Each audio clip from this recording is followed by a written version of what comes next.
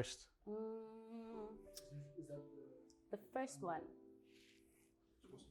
Cool. So I think we'll start here at the bottom. So the first one was that one, Amor Fati, The Garden.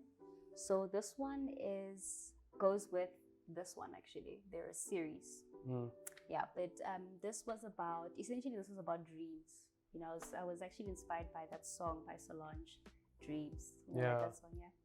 I grew up a little girl having dreams, and I just felt really inspired to create that. So this one is specifically about thinking about your life in a way that is in a grateful, almost sort of like perspective, in a very calming, tranquil perspective where you're happy with where you are, you're happy with or grateful, if not happy, just grateful for the experiences that you've had. And that's what I was, feeling in that moment. And with this one, Serena's the Sky, same thing, where you are in a moment where you are just thinking about your life, and you get a very calming sense of just gratitude and just being thankful for one, being alive, and two, being, again, very grateful for being the kind of person that you are, and for God, and really just being grateful to God for making you the way that you are, because I think everything happens for your own benefit. Like, I think life is always on your side, and sometimes it might not seem that way, but it is. And this one, a very, very, I think, very personal piece of mine, very recent, but where I kind of started journaling, actually just journaling about my emotions and stuff like that. And it's actually a little bit linked to this, actually, when I think about it. But this one is titled Stuck in the Past. I had a phase where I was just going through a lot of, I was missing a lot of things that I didn't have in my life anymore, essentially. And I was just stuck there, and it almost felt a little suffocating because I couldn't find a way to move on from them, essentially. And then, with this piece, then it transitioned into this piece where I kind of carried on journaling. But this is actually from a series called Bloom. And this one is titled Bloom to Mirror, where I sort of started looking at, so this is like an iPad, where I started looking at my work in a way that was a little bit reflective. I think as I created, I realized that my work always requires me to sort of like look into myself a lot, and I think I was at a stage where I wasn't very comfortable with being open to myself about how I was feeling. Yeah. And because sorry to cut you there. Yeah. I was about to ask you, as you were explaining, like, do you do a lot of self-introspection? So it's quite interesting that you're saying life kind of forces you to do it. Exactly.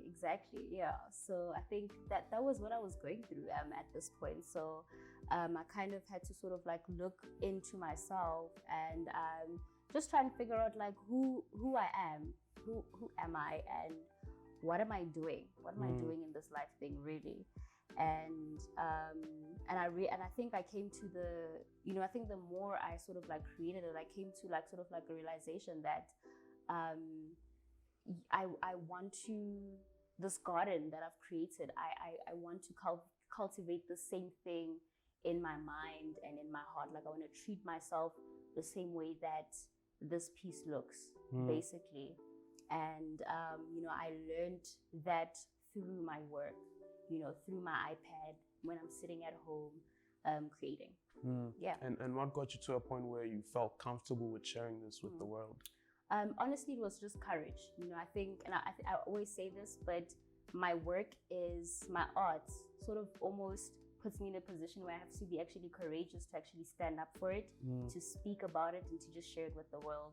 There's always, with my work, with my art, I think there's always a burning desire for me to always want to speak for it, to show out and just show up for it, even if it's something that I'm not really comfortable doing. And what would be your goal with this NFT journey? What's the top of the list? honestly, the top of the list is to, like, NFTs are not something that are going to just die over because of the way that they protect digital art, apart from many other things. But I would say that my goal is to meet more artists, and to honestly see where it goes. Like, because this space is so busy. Like, one day in the NFT space feels like 10 days. You know, if you are not like on, you know, Twitter, you're not like sort of like reading up on information for 2 days, you feel like you're like 20 days behind. Yeah. There's so many new things that happen on a daily basis. So I would say that I'd love to see how they will empower a lot of other artists, you know, because another thing about that I love about the NFT space is that it removes that middleman. There's no gallery that you have to talk to, you know, to get your work, or to sort of connect you to other collectors. Your collectors are there already. Your art lovers are there already. All you have to do is just put your stuff on the blockchain and see what happens. So that's really something that I really love about them. Like, it's you directly interacting with those people, you know, and I really love that because you build such strong and I think much better connection with people. And I think people love knowing that they have that kind of access to you through your work. So with NFTs, honestly, especially for Africa, I really am looking forward to in what ways are they going to empower African artists? Because this is a new wave. This is a new, I don't like calling it a wave. It makes it seem like it's gonna die out, but this is a new way of doing art.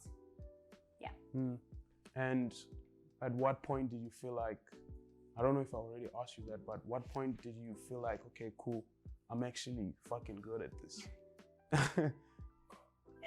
Honestly, I never really feel like I'm 100% good at it, but honestly, I usually get that feeling once I create a piece and I'm done with it. You know, I think sometimes, you know, you create a piece. I'm not sure if you're an artist. Are you an artist? I am. You're an artist, great.